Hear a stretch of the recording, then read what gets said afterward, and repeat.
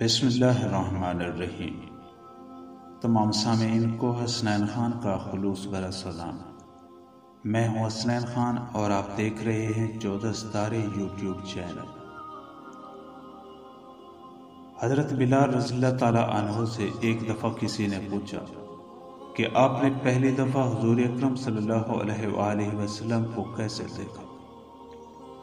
حضرت بلال رضی اللہ تعالیٰ عنہ فرماتے ہیں کہ میں مکے کے لوگوں کو بہت ہی کم جانتا تھا، کیونکہ غلام تھا اور عرب میں غلاموں سے انسانیت سوچ سلوک عام تھا۔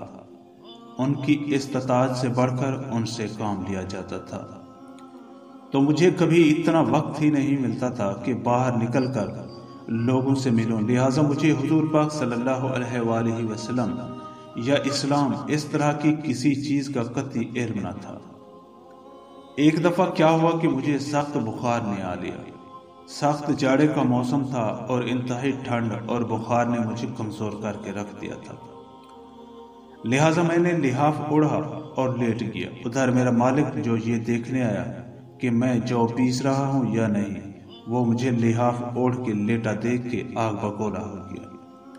اس نے لحاف اتارا اور سزا کے طور پر میری قمیض بھی اتروا دی اور مجھے کھلے صحن میں دروازے کے پاس بٹھا دیا کہ یہاں بیٹھ کے جو پیس۔ اب سخت سردی، اوپر سے بخار اور اتنی مشقت والا کام، میں روتا جاتا تھا اور جو پیستا جاتا تھا۔ کچھ ہی دیر میں دروازے پہ دستک ہوئی۔ میں نے اندر آنے کی اجازت دی تو ایک نہایت متین اور پر نور چہرے والا شخص اندر داخل ہوا اور پوچھا کہ جوان کیوں روتے ہو؟ جواب میں نے کہا کہ جو اپنا کام کرو، تمہیں اس سے کیا؟ میں جس وجہ سے بھی روؤں، یہاں پوچھنے والے بہت ہیں لیکن مداوع کوئی نہیں کرتا۔ قصہ مختصر، حضرت بلال رضی اللہ تعالیٰ عنہ نے حضور صلی اللہ علیہ وآلہ وسلم کو کافی سخت جملے کہے۔ حضور صلی اللہ علیہ وآلہ وسلم یہ سن کر بھی چلتے رہے۔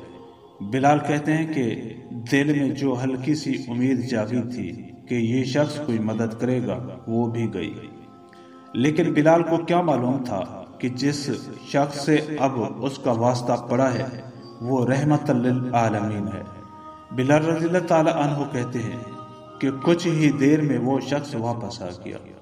اس کے ایک ہاتھ میں گرم دودھ کا پیالہ اور دوسرے میں کھجوریں تھیں۔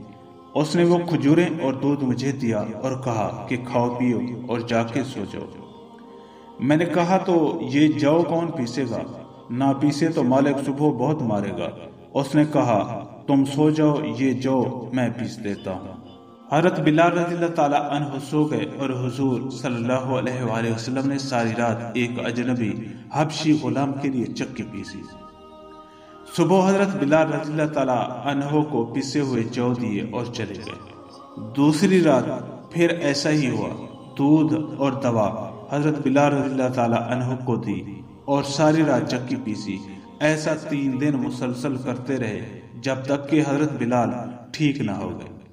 یہ تھا وہ تعارف جس کے بطن سے اس لافانی عشق نے جنم لیا کہ آج بھی حضرت بلال کو صحابی رسول صلی اللہ علیہ وآلہ وسلم بعد میں اور عاشق رسول صلی اللہ علیہ وآلہ وسلم پہلے کہا جاتا ہے۔ وہ بلال رضی اللہ تعالیٰ عنہ جو ایک دن اذان نہ دے تو خدا تعالیٰ سورج کو طلوع ہونے سے روک دیتا ہے۔ اس نے حضور صلی اللہ علیہ وآلہ وسلم کے وصال کے بعد اذان دینا بند کر دی، کیونکہ جب اذان میں آپ صلی اللہ علیہ وآلہ وسلم کے نام تک پہنچتے تو حضور صلی اللہ علیہ وآلہ وسلم کی یاد میں ہچکیاں بن جاتی تھیں اور زاروں قطار رونے لگتے تھے۔ ایثار اور اخوت کا یہ جذبہ اتنا طاقتور ہے۔ اللہ ہم سب کو عمل کی توفیق عطا فرمائے۔